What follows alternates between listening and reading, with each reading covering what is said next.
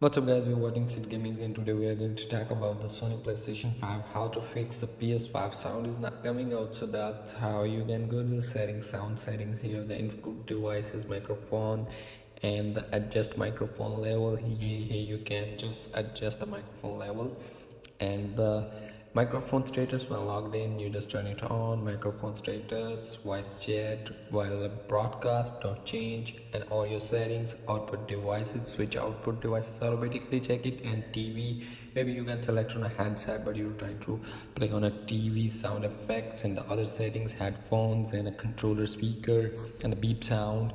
So these all are sound settings on your PlayStation 5 in the one section, and here's a shortcut. You can press a PS button and then you get this and sound settings. So that's how that simply you can set the sound setting on your PlayStation 5.